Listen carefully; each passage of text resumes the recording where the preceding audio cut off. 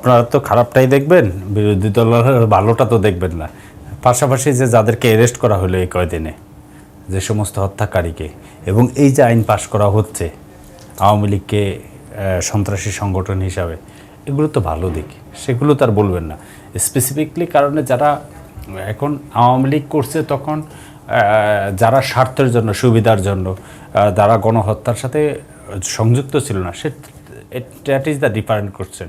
এবং রাষ্ট্রেরও তাদের যদি হয়তো দরকার থাকতে পারে, সেটা ডিফারেন্ট কোশ্চেন। আমরা চাই স্পেসিফিকলি যে অন্যায়ের সাথে জড়িত ছিল তার বিচার হোক। আমি আপনাকে একটা কথা বলি, আপনারা বলতেছেন হিটলারের নাৎসি বাহিনী বা ইতালির মুসালিনের বাহিনীগুলো ওই দেশে কার্যক্রম নিষিদ্ধ হয়েছে। আমি আপনাকে বলি, ওই দেশে গণহত্যা হয়েছে, গুম খুন হয় নাই।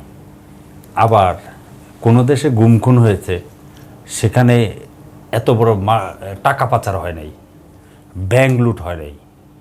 আপনি যদি দেখেন পৃথিবীর সকল কান্ট্রিতে সকল অন্যায়কে যদি এক জায়গায় করেন, তাহলে শেখ হাসিনা এবং আওয়ামী লীগের সকল অন্যায়ের চেয়ে সব মিলে সমষ্টিগত অন্যায় আওয়ামী লীগের অন্যায় ইকুয়াল টু আপনি করে দেখলেন।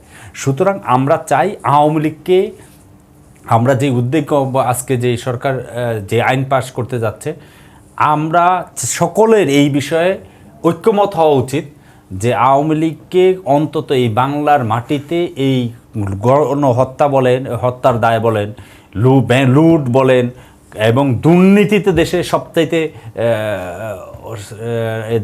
শীর্ষ অবস্থানে বলেন, এবং আমাদের দেশ থেকে যেই পরিমাণ পাচার হয়েছে টাকা, এই সালমান এফ রহমান বলেন, এসালমদের মতো লোক যারা এই আওয়ামী লীগের সময় থেকে লক্ষ লক্ষ কোটি টাকা এখান থেকে কয়েকটা বাজেটের সমান এক একজন লোক পাচার করে নিয়ে গেছে।